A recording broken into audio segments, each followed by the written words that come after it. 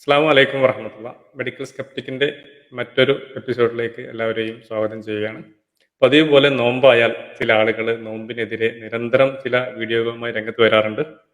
അത് നോമ്പ് അശാസ്ത്രീയമാണെന്നും പിന്നെ അത് ഒരുപാട് ആരോഗ്യ പ്രശ്നങ്ങൾ ഉണ്ടാവും എന്നൊക്കെ പറഞ്ഞിട്ട് സാധാരണ മുമ്പൊക്കെ മലപ്പുറത്ത് നാരങ്ങ വെള്ളം കിട്ടാനില്ല എന്നായിരുന്നു എങ്കിൽ അതിന്റെ ഒരു മറ്റൊരു വേർഷനായിട്ട് ഇപ്പം നോമ്പിന്റെ ശാസ്ത്രീയതൊക്കെ പറഞ്ഞിട്ട് ഒരുപാട് വീഡിയോസ് ചെയ്യാറുണ്ട്. പ്രത്യേകിച്ച് പണിയൊന്നുമില്ലാതെ ഇസ്ലാം വിരോധം പിന്നെ അല്ലെങ്കിൽ ഇസ്ലാം വിമർശനം തൊഴിലാക്കി മാറ്റിയ ചില ആളുകൾ, ചില എക്സ് മുസ്ലിങ്ങൾ എന്നൊക്കെ അറിയപ്പെടുന്ന ആളുകളാണ് ഈ ഒരു സമയത്ത് ഉണ്ടാവാറ്. അതിന് ഇപ്പം ഡോക്ടർ ഫസലിനെ പോലുള്ള ആളുകൾ വളരെ കൃത്യമായിട്ട് തന്നെ വളരെ വിശദമായിട്ട് തന്നെ അതിനെ മറുപടിയൊക്കെ പറഞ്ഞിട്ടുണ്ട്. മോഡേൺ വൈദ്യർ എന്ന് പറയുന്ന ഡോക്ടറുടെ തന്നെ FB പേജിലൊക്കെ കൃത്യമായ മറുപടി ലഭ്യമാണ്, ആവശ്യക്കാർക്ക് പരിശോധിക്കാം. അതിനിടയ്ക്ക് ദാരുണമായിട്ട് ഒരു പെൺകുട്ടി മരിക്കാനിടയായ ഒരു സംഭവം ഉണ്ടായിരുന്നു ഈ അടുത്ത്.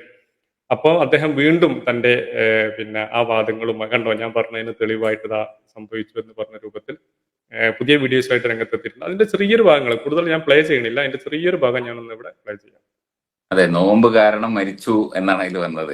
അതെ അതെ അതെ യെസ്, അങ്ങനെ തന്നെ പുള്ളി പറഞ്ഞു. നോമ്പ് കൊന്നു എന്നാണ് അദ്ദേഹം പറഞ്ഞത്. നോമ്പ് കൊന്നു എന്നുള്ള രീതിയിലാണ് വന്നത്. അതെ, ഇദ്ദേഹം ഇദ്ദേഹം പിന്നെ സ്യൂഡോ സയൻസിന്റെ ആളാണ്. അദ്ദേഹം തന്നെ പറയുന്നുണ്ട് അദ്ദേഹം പഠിച്ചത് സ്യൂഡോ സയൻസ് ആണ്. പിന്നെ അദ്ദേഹത്തിന്റെ അടുത്ത് ശരിയായ സയൻസ് കിട്ടാൻ യാതൊരു നിർവാഹമല്ല, അദ്ദേഹം പഠിച്ചിട്ടില്ല. അപ്പൊ സ്യൂഡോ സയൻസിന്റെ ആള് അത് പ്രചരിപ്പിക്കുകയും എന്നിട്ട് പറയാൻ ഞാൻ സയന്റിഫിക് ടെമ്പറിന്റെ ആളാണ് എന്നൊക്കെ പറയുന്ന നമ്മുടെ നാട്ടിൽ ഈ വ്യാജ ചികിത്സകരുണ്ടല്ലോ, പിന്നെ അവര് നിശ്ചയത്തിൽ ഞങ്ങൾ സയൻസിനെതിരാന്ന് പറഞ്ഞിട്ടാണ് വ്യാജ ചികിത്സ ഒക്കെ പ്രചരിപ്പിക്കുന്നത്. അതേപോലെ തന്നെ പക്ഷെ ഞാൻ സയൻസിന്റെ ആളാന്ന് പറഞ്ഞിട്ട് ഇത്തരം സ്യൂഡോ സയൻസ് പ്രചരിപ്പിക്കാനാണ് അദ്ദേഹത്തിന്റെ മരണത്തിലൊന്നും സയന്റിഫിക് ആയിട്ട് ഒന്നും പറയാനുള്ള ഒന്നും പറയാം. അല്ല, അതിന് അദ്ദേഹത്തെ സംബന്ധിച്ചിടത്തോളം എന്താണ് ഒരു വീഡിയോ ഇടുന്നുണ്ടാ? ആ വീഡിയോ ഒന്ന് ജസ്റ്റ് പ്ലേ ചെയ്യാം. വെള്ളം കുടിക്കാതെ ഇരിക്കുക എന്ന് പറയുന്നതാണ് ഭക്ഷണം കഴിക്കാതെ ഇരിക്കുക എന്ന് പറയുന്നതിനേക്കാൾ വലിയ അപകടം ഉണ്ടാക്കുന്ന കാര്യം എന്നത്. അതോടൊപ്പം അത് ഏറ്റവും വലിയ പ്രശ്നം ഉണ്ടാക്കുക കുട്ടികളിലും അതുപോലെ തന്നെ പ്രായമായ ആളുകളിലും പിന്നെ കഠിനാധ്വാനം ചെയ്യുന്ന ആളുകളുമായിരിക്കും എന്ന് നമ്മൾ പറയാറുണ്ട്. ഇതിൽ നിന്നെല്ലാം നമ്മൾ ഒഴിവാക്കുന്ന കൂട്ടം ആളുകളുണ്ട്. രോഗികൾ നോമ്പെടുക്കേണ്ടതില്ല എന്നത് ഇസ്ലാമിന്റെ തന്നെ നിയമമായതുകൊണ്ട് അതെടുത്ത് പറയുന്ന ഒരു കാര്യമല്ല. പക്ഷേ ആരോഗ്യമുള്ളവർ എന്ന് നമ്മൾ ധരിക്കുന്ന കുട്ടികളായാലും മുതിർന്നവരായാലും പ്രായമായ ആളുകളായാലും അതോടൊപ്പം തന്നെ കഠിനാധ്വാനം ചെയ്യുന്ന ആളുകളായാലും എപ്പോഴും ഒരു അപകട സാധ്യത അവിടെ ഉണ്ട് എന്ന് നമ്മൾ പറയാറുണ്ട്. അതുകൊണ്ട് തന്നെ പ്രത്യേകിച്ച് ഈ വേനൽക്കാലം ഇതുപോലെ കടുത്ത് നിൽക്കുന്ന വേനൽക്കാലത്ത് നോമ്പെടുക്കുന്ന സമയങ്ങളിൽ അത് വലിയ അപകടങ്ങൾക്ക് വഴിവെക്കും എന്ന് നമ്മൾ പറയുന്നു.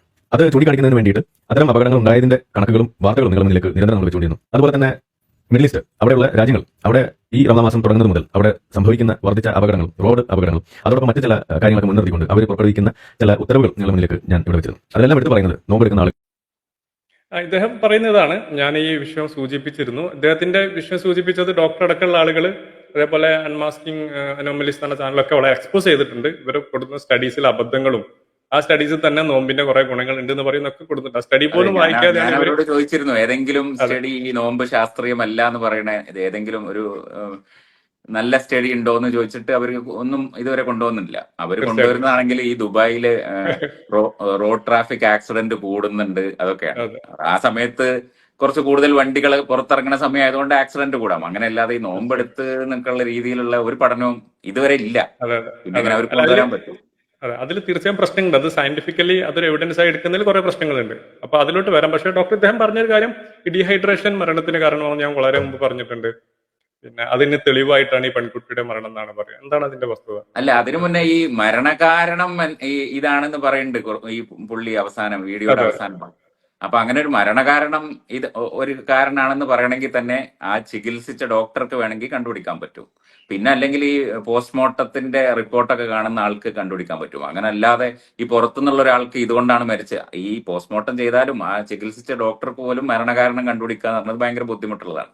അപ്പൊ ഈ പുള്ളി ഒരു തെളിവുമില്ലാതെ ഏതോ ഒരു വോയിസ് വെച്ചിട്ടാണ് പറയണത്. ഒരു വോയിസ് വെച്ചിട്ട് ആ വോയിസിൽ പറയുന്നത് നോമ്പ് നോറ്റ് ക്ഷീണിച്ച് ശരീരത്ത് വെള്ളമൊന്നും ഇല്ലാത്തതാണ്.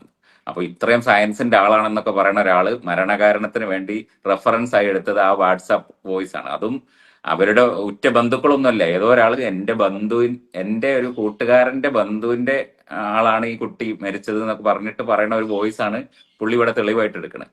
ഇത്രയും സയന്റിഫിക് ടെമ്പറും ഈ ലോജിക്കൽ ഫാലസി ഒക്കെ പറയുന്ന ഒരാള് ഇതിലേക്ക് കൊണ്ടുവരേണ്ട ന്യായം അതാണ് ഇതിൽ ഏറ്റവും വലിയ കോമഡി. പിന്നെ ഇതേ വിഷയം ഈ മരണകാരണം ഇതാണെന്ന് പറയണ അങ്ങനത്തെ ഈ പല ചാനലിലും ഇതേ വീഡിയോ വരുന്നുണ്ട്. ഈ ഇങ്ങനെ കുട്ടി മരണപ്പെട്ടു, കുഴഞ്ഞു വീണ് മരിച്ചു എന്നൊക്കെ പറഞ്ഞ വീഡിയോയുടെ അടിയിൽ ഈ 3 ടൈപ്പ് ആൾക്കാരാണുള്ളത്. അതിലൊന്ന് ഈ പിണറായി വിജയൻ, ഈ കുട്ടിക്ക് ഒരു 1-2 മാസം മുന്നേ എങ്ങാണ്ട് എന്തോ ഒരു അവാർഡ് കൊടുത്തിരുന്നു. അപ്പം പിണറായി വിജയൻ മാൻഡ്രേക്കാണ് എന്നൊക്കെ പറഞ്ഞ് അങ്ങനത്തെ കുറച്ച് രാഷ്ട്രീയക്കാർ അതിനെ ഒരു വിഷയമാക്കി എടുക്കുന്നുണ്ട്. പിന്നെ കുറെ ആൾക്കാർ ഈ വാക്സിൻ എടുത്ത ആൾക്കാരൊക്കെ ഇങ്ങനെ ചുമ്മാ കുഴഞ്ഞു വീണ് മരിക്കുന്നുണ്ട് എന്ന് പറയുന്നുണ്ട്. അങ്ങനെ അതിനേക്കാളൊക്കെ ഒട്ടും ലോജിക്ക് ഇല്ലാത്തതാണ് ഈ കുട്ടി നോമ്പെടുത്തുകൊണ്ടാണ് മരിക്കുക എന്നുള്ളത്. ഇതാണ് അതിൽ ഏറ്റവും വലിയ കോമഡി ആയിട്ടുള്ളത്. മറ്റതിനൊക്കെ പിന്നെ എന്തെങ്കിലുമൊക്കെ പറയാം, ഇതിന് ഒരു ന്യായവും ഇല്ലാത്ത കാര്യമാണ്. പിന്നെ രണ്ടാമത്തത്, ഈ കുട്ടി മരിച്ചത് ആ ന്യൂസിൽ തന്നെ പറയുന്നത് മോർണിംഗില് കോളേജിലേക്ക് പോവാൻ എണീറ്റപ്പോഴാണ് കുഴഞ്ഞു വീണത് എന്നാണ്. അപ്പൊ കോളേജിലേക്ക് പോകാന്ന് പറഞ്ഞാൽ ഏകദേശം ഒരു 8 മണി 9 മണി സമയത്തായിരിക്കുമല്ലോ. ആ സമയത്ത് ഡീഹൈഡ്രേഷന്റെ എന്ത് എഫക്റ്റ് ആണ്, ഈ നോമ്പിന്റെ ഡീഹൈഡ്രേഷൻ ആണെങ്കിൽ ഈ രാവിലെ എണീക്കുമ്പോ എന്ത് എഫക്റ്റ് ആണ് വരിക എന്നുള്ളത് പുള്ളി ഉത്തരം പറയണം. പുള്ളിയുടെ കയ്യിൽ നിന്ന് അങ്ങനെ അടുത്തൊരു ഉത്തരവൊന്നും നമ്മൾ പ്രതീക്ഷിക്കുന്നില്ല. കാരണം വരിക, പറയാ, പോവുക. അപ്പൊ അതിന് കുറെ ആൾക്കാർ സപ്പോർട്ടായിട്ട് ഒരുപാട് ആൾക്കാരുണ്ട്, ഈ മതവിരോധം വെച്ചിട്ടുള്ളവരൊക്കെ. സയന്റിഫിക് നമ്പർ ഉള്ളതൊന്നും നോക്കിയിട്ടല്ല ആൾക്കാർ ഫോളോ ചെയ്യുന്നതും അതിനെ സപ്പോർട്ട് ചെയ്യുന്നതും. അല്ല, ഇദ്ദേഹം ഇതൊരു ജീവിതമാർഗമാക്കിയ മറ്റേ അതിലുള്ള വരുമാനമാണ് അദ്ദേഹത്തെ ലക്ഷ്യം വെക്കുന്നത്. അദ്ദേഹമാണ് മുമ്പ് സർക്കംസിഷൻ റോഡപകടങ്ങൾക്ക് കാരണമാകുന്നു എന്ന് പറഞ്ഞിട്ട് ഒരു ക്യാമ്പയിൻ നടത്തി കേസിന് പോയി. അത് വലിയൊരു പിരിവ് നടത്തി അദ്ദേഹം. അതെ, ഒരു 16, 17, 18 വയസ്സുള്ള ഒരു കുട്ടിയുടെ മരണകാരണം ഈ രാവിലെ എണീറ്റപ്പം നോമ്പ് കൊണ്ടുള്ള ഡീഹൈഡ്രേഷൻ കൊണ്ടാണെന്നൊക്കെ പറയാൻ കുറച്ച് തൊലിക്കട്ടി വേണം. മാത്രമല്ല, അതാണ് ഡോക്ടർ എൻ്റെ അടുത്തൊരു ക്വസ്റ്റ്യൻ. കാരണം സയന്റിഫിക്കലി അതൊരു എവിഡൻസ് അല്ലല്ലോ. അത് നമ്മൾ പിന്നെ നേരത്തെ പറഞ്ഞല്ലോ, ഇവർ ഇങ്ങനെ ലോജിക്കൽ ഫാലസി പറയുന്ന ആളാണ്. ഇവരുടെ സംസാരത്തിൽ ഉടനീളം ഫാലസികളുടെ മാലപ്പടക്കം തന്നെയാണ്. ഇതൊരു ഡീഹൈഡ്രേഷൻ ഉണ്ടാവും എന്നുള്ളത് ശരിയാണ്. ഡീഹൈഡ്രേഷന് പല സ്റ്റേജ് ഉണ്ട്. അതിലിപ്പം ചുരുക്കി പറയുകയാണെങ്കിൽ ഒരു സ്റ്റേജ് 1 എന്ന് പറഞ്ഞിട്ട് തേഴ്സ്റ്റ് എന്ന് പറയുന്നത്, ആ ഒരു സ്റ്റേജിൽ 2% ബോഡി വാട്ടർ പോയാൽ ഉണ്ടാവുന്നത്, അങ്ങനെ ക്ഷീണം വരിക, ഒരു ബുദ്ധിക്കൊരു പ്രത്യേകത വരിക, ഒരു തലകറക്കം വരിക, അങ്ങനെ പിന്നെ നല്ല ദാഹം വരിക. ഈ നോമ്പിന്റെ കാര്യത്തിൽ ഒരു ശരിക്കും ഒരു 1% ഡീഹൈഡ്രേഷൻ ഒക്കെ വരുന്നുള്ളൂ. ഈ 2% സ്റ്റേജ് 1 പോലും വരുന്നില്ല. പിന്നെ അത് കഴിഞ്ഞിട്ടുള്ള സ്റ്റേജ് 2 എന്ന് പറയുന്നതാണ് ഫെയിന്റിങ് എന്ന് പറഞ്ഞാൽ ലൈറ്റ് ഹെഡഡ്നെസ് വന്നിട്ട് BP കുറഞ്ഞിട്ട് തല കറങ്ങി വീഴുക എന്നൊക്കെ പറഞ്ഞു.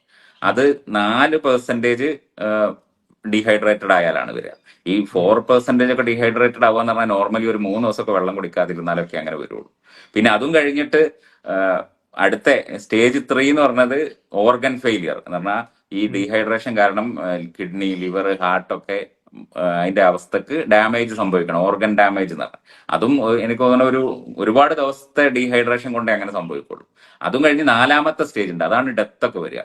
മരണം സംഭവിച്ച് ഇലക്ട്രോലൈറ്റ് ഇംബാലൻസ് ഒക്കെ വന്ന് ഹാർട്ട് ബീറ്റും അരിത്മിയും ഒക്കെ വന്നിട്ട് മരിക്കുന്ന സ്റ്റേജ്. ഇതൊക്കെ എന്ന് പറഞ്ഞാൽ ഒരുപാട് നീണ്ട പ്രോസസ്സാണ്. അല്ലാതെ പെട്ടെന്ന് ഒരു ദിവസം വെള്ളം കുടിക്കാതാവുമ്പോൾ പെട്ടെന്ന് അങ്ങ് കുഴഞ്ഞു വീണ് മരിക്കുക എന്ന് പറഞ്ഞ പരിപാടിയൊന്നും ഈ ഇങ്ങനത്തെ ഡീഹൈഡ്രേഷൻ കൊണ്ട് ഉണ്ടാവില്ല. അപ്പൊ അത് പറയുന്നത് ഡീഹൈഡ്രേഷൻ ഉണ്ടാവും, പക്ഷെ അതിന്റെ ഒരു ചെറിയ മൈൽഡ് സ്റ്റേജ് ആണ്. സാധാരണ നമ്മൾ ഡീഹൈഡ്രേഷൻ മെഷർ ചെയ്യുന്ന കുറെ സാധനങ്ങളുണ്ട്, ഇങ്ങനെ സ്കിൻ പിഞ്ച് ടെസ്റ്റ് എന്ന് പറയും. ഇങ്ങനെ നോക്കിയിട്ട് അപ്പൊ തന്നെ വിട്ടാൽ സ്കിൻ അങ്ങോട്ട് തന്നെ തിരിച്ചു പോകണം, സ്കിൻ ടർഗർ നോക്കുന്ന ടെസ്റ്റ് ഒക്കെ. അപ്പൊ നോമ്പെടുത്ത് നമ്മളൊരു 12-13 മണിക്കൂർ വെള്ളം കുടിക്കാതെ ഈ സമയത്ത്, ഇപ്പൊ ഞാൻ നോമ്പെടുത്താണ് നിൽക്കണേ, ഇപ്പൊ നോക്കിയാലും നമ്മുടെ സ്കിൻ ടർഗറിന് പോലും ഒരു വ്യത്യാസം വരുന്നില്ല. ഈ നല്ല ഹെഡ് ഏക്ക് ഒക്കെ വരും. ഈ ഒരു 2% ഒക്കെ ആണെങ്കിൽ നമുക്ക് സഹിക്കാൻ പറ്റാത്ത ഹെഡ് ഏക്കും നേരെ നിൽക്കാൻ പറ്റാത്ത അവസ്ഥയൊക്കെ വരും. പക്ഷേ ഈ നോമ്പെടുത്ത് ആർക്കാണ് അങ്ങനെയൊക്കെ വരാറ്? ഈ 14 മണിക്കൂർ നോമ്പ് തുറക്കാൻ നേരത്ത് നമുക്ക് അങ്ങനെ എന്തെങ്കിലും ഉണ്ടാവാറുണ്ടോ? തീർച്ചയായിട്ടും കൺകണ്ണൈസും ഇതൊക്കെ വായിൽ വെള്ളമൊക്കെ വറ്റി മൂത്രമൊക്കെ തീരെ പോവാതാവുന്ന അവസ്ഥയൊക്കെ വരും. അതെ, മാത്രമല്ല അദ്ദേഹം പറഞ്ഞ മിഡിൽ ഈസ്റ്റിലൊക്കെ ഭയങ്കര പ്രശ്നമാണെന്നാണ്. അദ്ദേഹം മിഡിൽ ഈസ്റ്റിൽ ജീവിക്കുന്ന നമ്മളോടാണ് ഇത് പറയുന്നതെന്ന് ആലോചിക്കുന്നത്. കാരണം നിരന്തരം വണ്ടി ഓടിക്കുന്ന ആളുകളാണ്, ജോലി ചെയ്യണവരൊക്കെ ഇത് എടുത്തു കഴിഞ്ഞാൽ ഭയങ്കര ഇഷ്യൂ ആണ്. ഡീഹൈഡ്രേഷൻ ഉണ്ടാവും എന്നുള്ളത് സത്യമാണ്. അതൊരു ഈ ഫസ്റ്റ് സ്റ്റേജിന്റെ ഒരു പകുതി വരെ എത്തുള്ളൂ. എന്ന് പറഞ്ഞാൽ ദാഹം, അതും അമിതമായ ദാഹം ഒന്നും തോന്നുന്ന രീതിയിൽ ഈ നോമ്പെടുക്കുന്നതുകൊണ്ട് വരത്തില്ല. ആ സ്റ്റേജ് 1 തന്നെ പറയുന്നത് തേഴ്സ്റ്റ്, അത് ഭയങ്കര ഇന്റൻസ് തേഴ്സ്റ്റ് ആയിരിക്കും. നമ്മൾ വേറെ ഒന്നും ചിന്തിക്കാതെ വെള്ളം കാണുമ്പം അങ്ങ് കുടിക്കുന്ന ലെവലിലുള്ള തേഴ്സ്റ്റ് ആണ് ഈ ഫസ്റ്റ് സ്റ്റേജ് എന്ന് പറഞ്ഞാൽ. ആ സ്റ്റേജ് 1 ഡീഹൈഡ്രേഷൻ പോലും ഈ നോമ്പിൽ വരുന്നില്ല എന്നുള്ളതാണ്. അപ്പൊ ഡീഹൈഡ്രേഷൻ വരുന്നുള്ള ജസ്റ്റ് ഒരു കഥ വെച്ചിട്ട്, ഒരു ദാഹം തോന്നും എന്നുള്ള ഒരു സാധനം വെച്ചിട്ട് അതിന്റെ ബാക്കി സൈഡ് എഫക്റ്റ് ഒക്കെ വിശദീകരിച്ച് അതുകൊണ്ട് ഇത് ഭയങ്കര പ്രശ്നമാണെന്ന് പറയുന്നത്. അതില് കുറെ പ്രശ്നമുണ്ടോ? ഒരു സംഗതി എവിഡൻസ്, ഇപ്പം നമ്മള് ഫാലസി പറഞ്ഞല്ലോ, ഇതിലൊരു ഫാൾസ് കോസ് ഫാലസി ഉണ്ട്. കാരണം നമ്മളൊരു കോസ് അട്രിബ്യൂട്ട് ചെയ്യണമെങ്കിൽ സയൻസിൽ കൃത്യമായ എവിഡൻസ് വേണം. അപ്പൊ അതിപ്പം എസ്പെഷ്യലി ഇപ്പൊ ഡോക്ടർക്ക് അറിയാലോ, മോഡേൺ മെഡിസിൻ മെത്തഡോളജി ഒക്കെ പഠിക്കുമ്പോൾ നമ്മൾ ഒരു സ്റ്റഡി ബേസ്ഡ് ആണ് കാര്യങ്ങൾ. കൃത്യമായ എവിഡൻസിന്റെ അനക്ഡോട്ടൽ എവിഡൻസ് ഒന്നും മോഡേൺ മെഡിസിൻ തെളിവുകളല്ല. കാരണം അത് കൃത്യമായ അതിനൊരു മെത്തഡോളജി ഇല്ല. ഇദ്ദേഹത്തിന് അത് അറിയില്ല, കാരണം അദ്ദേഹം സ്യൂഡോ സയൻസിന്റെ ആളാണ്. അപ്പൊ അങ്ങനെ ഇപ്പൊ ഫാൾസ് ക്രോസ് ഫാലസി എന്ന് പറയും. നമ്മളൊരു കോസ് ആട്രിബ്യൂട്ട് ചെയ്യണമെങ്കിൽ അതിന് പിന്നെ കൃത്യമായ എവിഡൻസ് വേണം. അത് ഈ പറഞ്ഞ നോമ്പെടുത്ത് ഒരാൾ മരിച്ചു എന്ന് സയൻസ് തെളിവല്ല. നേരത്തെ അല്ല, പറഞ്ഞ എനിക്ക് പോലെ തന്നെ തോന്നുന്നത് പുള്ളിക്ക് ആ ന്യൂസ് പോലും പുള്ളി നന്നായിട്ട് ഫോളോ ചെയ്തെന്ന് എനിക്ക് തോന്നുന്നില്ല. കാരണം രാവിലെയാണ് മരിച്ചതെന്ന് പുള്ളി അതെ അതെ. അറിഞ്ഞിട്ടുണ്ടായിരുന്നെങ്കിൽ തന്നെ ഈ ഒരു സാധനം തന്നെ മൊത്തം പോയി. അപ്പോ ആ രാവിലെയാണ് മരിച്ചത് എന്നുള്ള വിവരം പോലും പുള്ളിക്ക് അറിയില്ല എന്നാ തോന്നുന്നത്. അതെ കാരണം അതെ ആ അതെ ഒരു വോയിസ് ഉണ്ട്. ആ വോയിസ് തന്നെ പറയുന്നുണ്ട് ഇന്ന് രാത്രി 10 മണിക്ക് ബോഡി വീട്ടിൽ കൊണ്ടുപോകും എന്നൊക്കെ പറയുന്നുണ്ട്. അതിന്റെ അർത്ഥം രാവിലെയാണ് മരിച്ചതെന്നാണല്ലോ. പിന്നെ തീർച്ചയായും. ന്യൂസിലൊക്കെ ഉള്ളത് രാവിലെയാണ് മരിച്ചതെന്നാണ്. അപ്പൊ രാവിലെ ഡീഹൈഡ്രേഷൻ കൊണ്ട് നോമ്പെടുത്തൊരു പെൺകുട്ടി മരിക്കുക എന്നൊക്കെ പറഞ്ഞത് അല്ല, അറിയില്ല. അദ്ദേഹം കാള പറ്റുമെന്ന് കേട്ടപ്പോഴത്തെ കയറെടുത്ത് ഓടിയതാണ്. കാരണം അതെ, ഇസ്ലാം ഇതിന്റെ വിമർശനത്തിന് ഡീറ്റെയിൽസ് എനിക്ക് തോന്നുന്നത് ശ്രദ്ധയിൽപ്പെട്ട് കാണില്ല, അല്ലെങ്കിൽ ശ്രദ്ധിക്കാനുള്ള ഉം, സമയം കാണില്ല. കാരണം ഈ ഒരു ന്യൂസ് കിട്ടുമ്പോൾ വെപ്രാളത്തിനിടയില് തന്നെ നേരെ ചാടി വീഴുക എന്നുള്ളതാണ്. അതെ അതെ അതെ ബാക്കിയുള്ള തീർച്ചയായിട്ടും. വിഷയത്തിലൊക്കെ ഭയങ്കര ലോജിക്കൽ ഫാലസിയും സയന്റിഫിക് ടെമ്പറും ഒക്കെ പറയുന്ന ആളാണ്. പക്ഷെ ഈ അല്ല, ഇവരുടെ ഇങ്ങനത്തെ കാര്യങ്ങൾ ഫലേഷ്യസ് വരുമ്പോ എല്ലാ ആർഗ്യുമെന്റും ഭയങ്കര സയൻസേ വേണ്ട. ഫലേഷ്യസ് ആണ്. ഫലേഷ്യസ് ആ, എല്ലാ ആർഗ്യുമെന്റും ഫലേഷ്യസ് ആണ്. അതെ ഇവരത് പോട്ടെ, ഇയാളിപ്പം സ്യൂഡോ സയൻസ് പഠിക്കാത്ത ആളാന്ന് കരുതാം. ഈ സയൻസ് പഠിച്ചവരുടെ ഇപ്പൊ മറ്റു ചന്ദ്രശേഖരനെ പോലുള്ള ആളുകളും പറയുമ്പോഴും ഇവര് കാരണം ഒരുപാട് വൈരുദ്ധ്യങ്ങൾ, ഫാലസികളുടെ മാലപ്പടക്കങ്ങൾ തന്നെ വരും. കാരണം ഇത് അല്ല, ഇതില് എല്ലാവർക്കും അറിയുന്ന ഇപ്പൊ സിമ്പിൾ ആയിട്ട് ഒരു സാധാരണക്കാരന് ചിന്തിക്കുകയാണെങ്കിൽ ഇപ്പൊ ഒരു വിഷയം സയന്റിഫിക് ആണോ അല്ലേ നോക്കാൻ കുറെ സ്റ്റഡി നോക്കുക. അപ്പോൾ അതെ ഈ ഒരു വിഷയത്തില് അനുകൂലമായിട്ടുള്ള കുറെ സ്റ്റഡി ഉണ്ട്. മൊത്തം സ്റ്റഡീസ് നോക്കുമ്പോൾ കുറവാണെങ്കിൽ പോലും ഈ റമദാൻ ഫാസ്റ്റിംഗ് തന്നെ അടിച്ചാൽ തന്നെ ഒരുപാട് സ്റ്റഡീസ് ഉണ്ട്. അതിൽ ഒന്നുപോലും ഈ പ്രതികൂലമായിട്ടില്ല, എതിരായിട്ട് അത് മോശമാണെന്ന് പറയുന്ന ഒരു സ്റ്റഡിയും ഇല്ല. ഇവർക്കും കാണിക്കാൻ പറ്റില്ല. അതിനൊരു അനുകൂലമായിട്ടുള്ള കുറെ സ്റ്റഡി ഉണ്ട്. അതിൽ മെമ്പേഴ്സ് ഒക്കെ കുറവുള്ള സ്റ്റഡി ആണെങ്കിൽ പോലും ഇഷ്ടം പോലെ സ്റ്റഡി ഉണ്ട്. ആ യൂറോപ്പ് നടത്തിയതും സൗദി അറേബ്യ നടത്തിയതും മുസ്ലിം രാജ്യങ്ങളിൽ നടത്തിയതും. അങ്ങനെ ഈ റമദാൻ ഫാസ്റ്റിംഗ് നോമ്പെടുക്കുക, കാരണം ഈ നോമ്പെടുക്കണ ഒരുപാട് പേരുള്ളത് കൊണ്ട് സ്റ്റഡി നടത്തുക എന്നുള്ളത് സിമ്പിൾ ആണല്ലോ. ഇപ്പൊ ഒരു മാസത്തെ ഇത് കഴിഞ്ഞിട്ടുള്ള ബാക്കി ടെസ്റ്റ് ഒക്കെ ചെയ്ത് നോക്കിയാൽ മതിയല്ലോ. പക്ഷെ അതെ അങ്ങനെ നോക്കിയിട്ടും ആർക്കും അങ്ങനെ ഒരു മോശം റിപ്പോർട്ട് വരുന്നില്ല. അതെ തീർച്ചയായിട്ടും. അത് എല്ലാവർക്കും പരിശോധിക്കാവുന്നതാണ്. ഇപ്പൊ നമ്മളൊക്കെ, അതെ ഞാനിവിടെ 15 വർഷമായി മിഡിൽ ഈസ്റ്റിൽ.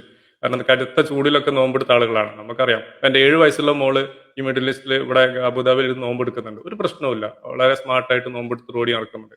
പിന്നെ ഈ അദ്ദേഹം പറയുന്നു മരണത്തിന്റെ കാര്യം പറയുമ്പോൾ ഈ ശരിക്കും പറയണ നമ്മുടെ ഈ റമദാൻ ഫാസ്റ്റിംഗ് എന്ന് പറഞ്ഞാൽ സൂപ്പർവൈസ്ഡ് ഫാസ്റ്റിംഗ് എന്ന് പറയാം. കാരണം നമുക്ക് വെള്ളം കിട്ടാതെ ആരെങ്കിലും എടുത്തുകൊണ്ട് പോകുന്നില്ലല്ലോ. വെള്ളം നമുക്ക് അവൈലബിൾ ആണ്. അപ്പൊ നമുക്കൊരു നല്ലൊരു സീരിയസ് സ്റ്റേജ് ആണ് നമ്മളെ ശരീരത്തിൽ തോന്നിയാൽ നമ്മൾ ആ വെള്ളം എടുത്ത് കുടിക്കും. തീർച്ചയായിട്ടും. അപ്പൊ അതൊരു സൂപ്പർവൈസ്ഡ് ഫാസ്റ്റിംഗ് തന്നെയാണ്. മെഡിക്കലി സൂപ്പർവൈസ്ഡ് അല്ലാന്നേ ഉള്ളൂ, നമ്മൾ സ്വന്തമായിട്ട് സൂപ്പർവൈസ്ഡ് ആണ്. അപ്പം ഭയങ്കര ദാഹവും അങ്ങനെ തലകറങ്ങി വീഴാൻ പോണ ആള് വെള്ളം അവിടെ അവൈലബിൾ ആയിരിക്കും, അവർ വെള്ളം എടുക്കും. അപ്പൊ അതുകൊണ്ട് ഇതൊരു മരണകാരണമാവാനുള്ള സാധ്യതയേ ഇല്ല. അതെ അതെ തീർച്ചയായിട്ടും. ഇവരുടെ ആചാര്യനായിട്ടുള്ള സി രവിചന്ദ്രൻ അദ്ദേഹം പറഞ്ഞത് പിന്നെ ഉമിനീര് പോലും ഇറക്കാൻ പറ്റില്ല എന്നാണ്. ഇവരുടെ ആചാര്യന്മാരുടെ അവസ്ഥയാണ്. ഒരു കാര്യത്തെ വിമർശിക്കുമ്പം അതിനെക്കുറിച്ച് പഠിക്കൂല. കാരണം ഇസ്ലാമിലെ നോമ്പ് അല്ലെ, എന്താണെന്ന് എനിക്ക് അത് ആ മറ്റേ മൊട്ടയടിച്ച് ഇങ്ങനെ താടിയുള്ള ഒരു പുള്ളിയില്ലേ, ലൂസി. ചന്ദ്രശേഖർ, ആ ലൂസി ചന്ദ്രശേഖർ. പുള്ളിയും പറയുന്നുണ്ട് ഈ തുപ്പൽ പോലും ഇറക്കില്ല. ഇതൊക്കെ ഇവർക്ക് മുസ്ലിം ഫ്രണ്ട്സ് പോലും ഇല്ലേ എന്നുള്ളതൊക്കെയാണ് എന്റെ സംശയം. അതേ പറഞ്ഞത്. കാരണം ഒരു തുപ്പലൊക്കെ ഇറക്കാതെ കാര്യത്തെ ഒരാൾക്ക് ജീവിക്കാൻ പറ്റുന്നു, അല്ലെങ്കിൽ നോമ്പെടുക്കാൻ പറ്റും, ഇത്ര മണിക്കൂർ നിൽക്കാൻ പറ്റും എന്നൊക്കെ പറഞ്ഞാൽ അതെ വല്ലപ്പോഴും ഒക്കെ ആൾക്കാർ ചിലപ്പോ തുപ്പൽ കുറച്ച് കൂടും. പക്ഷെ അന്ന് കരുതി ഇവർക്ക് ഒരു മുസ്ലിം ഫ്രണ്ട്സ് പോലും ഇല്ലേ എന്നുള്ളതാണ് എന്റെ അതെ സംശയം. അല്ലെങ്കിൽ ഒരു വീഡിയോ ഒക്കെ ഇറക്കുമ്പോൾ ഒരു മിനിമം അതെങ്കിലുമൊക്കെ ഒന്ന് അന്വേഷിക്കണ്ടേ. തീർച്ചയായിട്ടും. അതാണ് ഇവരുടെ വിമർശനങ്ങളുടെ അവസ്ഥ. കൃത്യമായി പഠിക്കാതെയാണ് ഇവർ കാര്യങ്ങൾ വിമർശിക്കുന്നത് എന്നാണ്. അപ്പൊ ഇതിൽ നമ്മൾ പറയാൻ ആഗ്രഹിച്ച ചിത്രമാണ് ഇവരുടെ ഈ ക്ലെയിം എന്ന് പറഞ്ഞാൽ അൺസയന്റിഫിക് ആണ്. കാരണം ഒരു സംഗതി ഇന്ന സംഗതിക്ക് കോസ് ഇതാണെന്ന് പറയണമെങ്കിൽ കൃത്യമായി തെളിവ് വേണം. ആ ഒരു തെളിവ് പോലും ഇവർക്ക് പ്രൊഡ്യൂസ് ചെയ്യാനില്ല. അങ്ങനെയാണെങ്കിൽ ഞാൻ ചോദിക്കട്ടെ ഡോക്ടർ, ഒരാൾ ചായ കുടിച്ചുകൊണ്ടിരിക്കുമ്പോൾ മരിച്ചു, അപ്പൊ മരണകാരണം ചായ ആണ് എന്ന് ഇവർ പറയോ? അതെ അതോടൊപ്പം അതെ. ഈ മദ്യപാനം, ഈ കള്ളു കുടിച്ച് വണ്ടി ഓടിച്ച് ഒരുപാട് അല്ല, ഈ ആക്സിഡന്റ് നമ്മുടെ ഉണ്ടാകും. ഈ മെഡിക്കൽ ഇതിൽ പറയാറുണ്ട് ഇപ്പൊ ഈ കോവിഡ് വാക്സിന്റെ ഒക്കെ കാര്യം. കോവിഡ് വാക്സിൻ എടുത്ത് വീട്ടിൽ പോകുമ്പോൾ ഓട്ടോറിക്ഷ തട്ടി മരിച്ചാലും അത് കോവിഡ് വാക്സിന്റെ പേരിൽ വീഴും എന്ന് പറഞ്ഞ പോലെ. അതെ അതെ.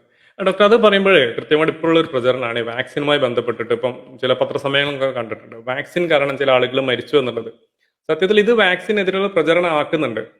പ്രത്യേകിച്ച് ഈ പ്രാകൃത ചികിത്സകര്, ഈ ജേക്കബ് വടക്കാഞ്ചേരി, അതേപോലെ ഈ പുതിയ അക്യുപങ്ചറായിട്ട് ബന്ധപ്പെട്ടിട്ട്, സിംഗിൾ നീഡിൽ അക്യുപങ്ചറുമായി ബന്ധപ്പെട്ടിട്ട് ഒരു ഷ്വേബ്രിയാലൊക്കെ ഉണ്ട്.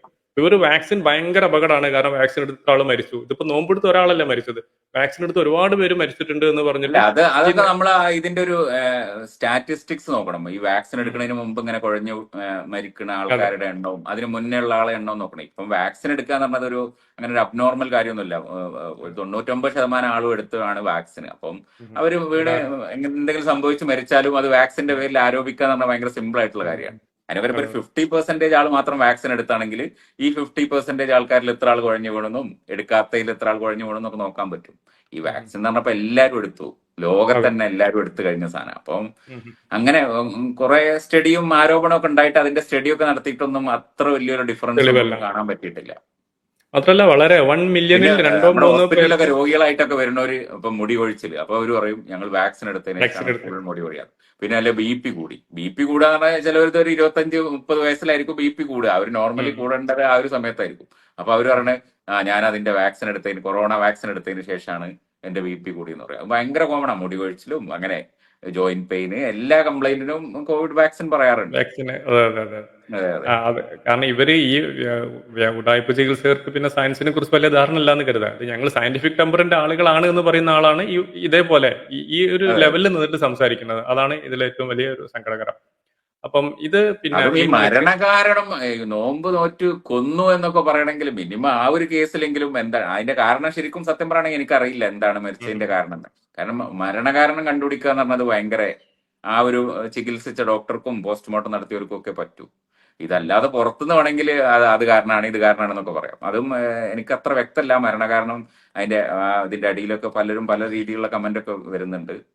ഏതായാലും ആ കുട്ടിയുടെ മരണത്തിൽ നമ്മൾ അനുശോചിക്കാം. തീർച്ചയായിട്ടും തീർച്ചയായിട്ടും അത്രേ ഉള്ളൂ.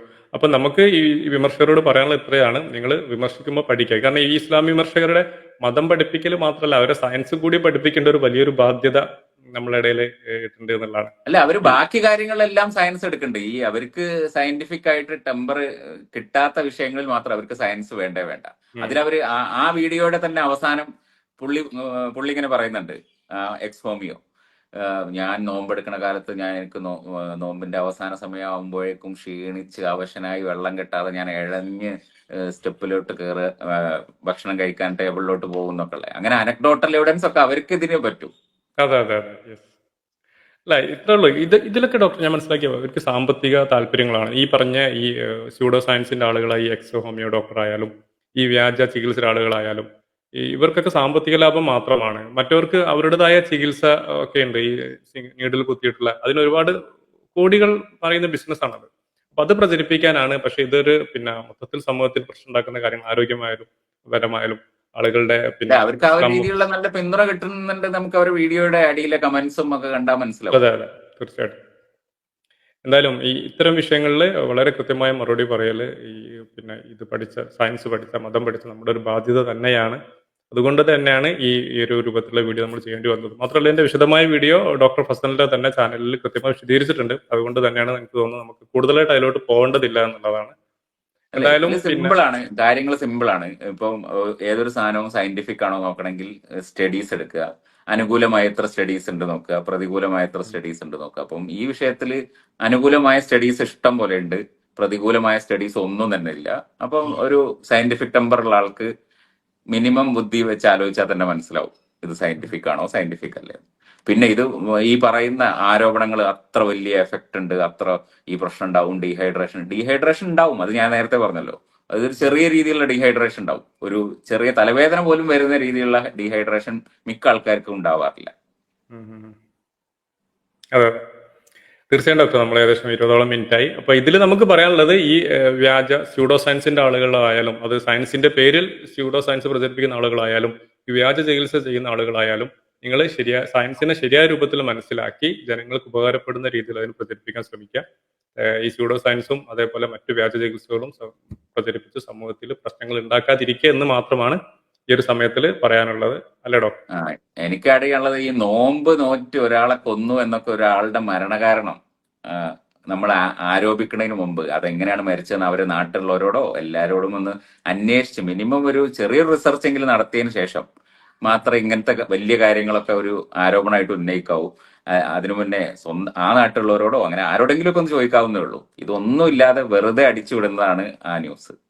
തീർച്ചയായിട്ടും ഏറ്റവും ചെറിയ അതെങ്കിലും ചെയ്യുക. കാരണം സ്യൂഡോ സയൻസിന്റെ ആളുകളോട് നിങ്ങൾ സയന്റിഫിക് മെത്തേഡ് അക്സെപ്റ്റ് ഒരു ചെയ്യണമെന്ന് പറയുന്നതിൽ വാട്സാപ്പ് മെസ്സേജിൽ അവർ പറയുന്ന അതാണ് പുള്ളിയുടെ ഈ തെളിവ് കാര്യത്തിലുള്ള തെളിവ്. തെളിവ്. അത് എന്നിട്ട് ആ വീഡിയോയുടെ 2 പ്രാവശ്യം ഇടുകയാണ്. ഉം. അപ്പൊ തെളിവ് ഓരോ കാര്യത്തിന് അവർ എന്ത് തെളിവാണ് സ്വീകരിക്കണമെന്നുള്ളതിന്റെ മനസ്സിലായി. കോമഡിയാണ് തെളിവ്, അതിൽ അതെ മനസ്സിലാവുന്നത്. അതെ, തെളിവുകൾ നയിക്കട്ടെ എന്നാണല്ലോ അതെ അവരുടെ അതെ ക്യാപ്ഷൻ. അങ്ങനെയൊക്കെയാണ് ബാക്കി കാര്യങ്ങളിലെ വീഡിയോകളിൽ അങ്ങനെയാണ്, തെളിവുകൾ നയിക്കട്ടെ എന്നൊക്കെ. ഉം, ഉം, ഉം. പക്ഷെ ഈ കാര്യത്തിൽ ഒരു തെളിവും വേണ്ട, അതെ അതെ. അപ്പൊ ഒരു ഇതില് ഡോക്ടറുടെ കൂടുതൽ, ഒപ്പീനിയൻ ഒന്നും വേണ്ട. അതെ, കൂടുതൽ ഈ വിഷയങ്ങളെ കുറിച്ച് മനസ്സിലാക്കാൻ ഡോക്ടർ ഫസലിന്റെ തന്നെ മോഡേൺ വൈദ്യർ എന്ന ഡോക്ടർ അതെ അതെ ഫേസ്ബുക്ക് പേജിന്റെ പേര് മോഡേൺ വൈദ്യർ. ആ ചാനൽ ഫോളോ ചെയ്യുക. അതോടൊപ്പം തന്നെ ഈ രവിചന്ദ്രനെയും ലൂസിയിലെ ചന്ദ്രശേഖരനെ എക്സ്പോസ് ചെയ്തിട്ട് കൃത്യമായി വീഡിയോ അൺമാസ്കിംഗ് അനോമലിസ് എന്ന് പറഞ്ഞ ഒരു കൂട്ടായ്മ ഉണ്ടാണ്, നിങ്ങൾക്കറിയാലോ. അൺമാസ്കിംഗ് എത്തിസമായിരുന്നു. കുറച്ച് കുട്ടികൾ വളരെ സുന്ദരമായി കൃത്യമായ എവിഡൻസിന്റെ ബേസിൽ എത്തിസത്തെ അറ്റാക്ക് ചെയ്യുകയും അങ്ങനെ കേരളത്തിൽ ധൈര്യമായിട്ട് എത്തിസത്തിന്റെ ആചാര്യന്മാർക്ക് അത് പറയാൻ പറ്റാത്തൊരവസ്ഥ ഉണ്ടാകുകയും ചെയ്തപ്പോൾ അവര് പിന്നെ അൺമാസ്കിംഗ് അനോമലീസ് എന്നുള്ളൊരു പേര് സ്വീകരിച്ച് മറ്റു ലിബറലിസം, LGBT പൊളിറ്റിക്സിനൊക്കെ ഇതിനെ കുറിച്ച് കൃത്യമായി സംസാരിക്കുന്നുണ്ട്. അവരുടെ ചാനലിലും കൃത്യമായ വിശദമായ വീഡിയോ ഈ വിഷയത്തിൽ ഉണ്ട്. അപ്പൊ ഈ രണ്ട് ചാനൽ നിങ്ങൾ ഫോളോ ചെയ്യുക എന്നാണ് ഇതിന്റെ ഓഡിയൻസിനോട് നമുക്ക് പറയാനുള്ളത്. എന്തായാലും ഡോക്ടർ ഫസൽ വളരെ നന്ദി, ഈ തിരക്കിനിടയിലും ഈ മെഡിക്കൽ സ്കെപ്റ്റിക് ചാനലുമായിട്ട് സംസാരിക്കാൻ സമയം കണ്ടെത്തിയതിൽ വളരെ നന്ദി. Thank you very much. അസ്സലാമു അലൈക്കും. Okay, thank you.